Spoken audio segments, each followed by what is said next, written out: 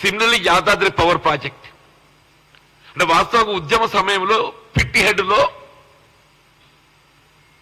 Power generation unit ఏర్పాటు చేయాలని చెప్పని పేర్కొన్నారా. రామగుండంలో కొత్తగూడెంలో మీకు బొగ్గు అవైలబిలిటీ ఉంది. మీకు రామగుండంలో కొత్తగూడెంలో బొగ్గు అవైలబిలిటీ ఉంటే యాదాద్రిలో ఏముందని చెప్పాక పవర్ ప్రాజెక్టే నెలకొల్పదలిచి చెప్పు నాకు. నీ కమిషన్లకు అకృతి కాకుండా ఇంకేంటి అని చెప్పి అంటున్నాను. Bhagiratha project is another big scam.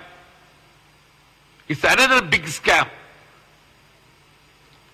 అసలు డ్రింకింగ్ వాటర్ ప్యూరిఫికేషన్ అంటేనే క్లోరినేషన్. ఆ క్లోరినేషన్ ప్రభావం ఎప్పుడైతే జీరో అవుతుందో అది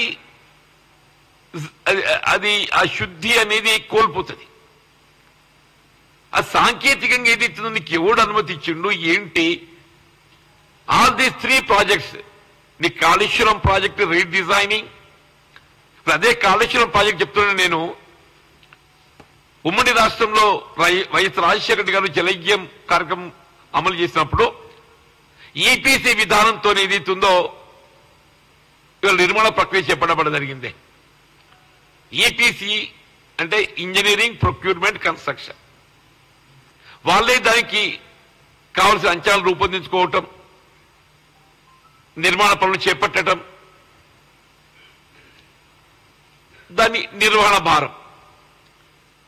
మీరు ఈపీసీ విధానాన్ని మార్చి ఏదైతుందో నీ కమిషన్ల కోసం ఏ విధంగా నామినేషన్ పద్ధతితో పనులు అప్పగించడం జరుగుతుందనే భావనతో ఆ ఈపీసీ విధానాన్ని తొలగించడంతో ఇవాళ ఈ కాళేశ్వరం ప్రాజెక్టే మళ్ళీ పునర్నిర్మాణ భారం ఏదైతుందో ప్రభుత్వంపై పడేటువంటి అవకాశం ఏర్పడుతుందని చెప్పట్టు. అది ఈపీసీ విధానమైనట్టయితే all this responsibility would have been laid on the contractor. వాడే దాని ఇంజనీరింగ్ దాని యొక్క నిర్మాణ సాంకేతిక విధానం అంతా రూపొందించుకొని అనుమతులు పొంది ఏ విధమైనటువంటి ఎస్కలేషన్ లేకుండా మనకేదైతుందో ప్రభుత్వానికి భారం పడకపోతుండే.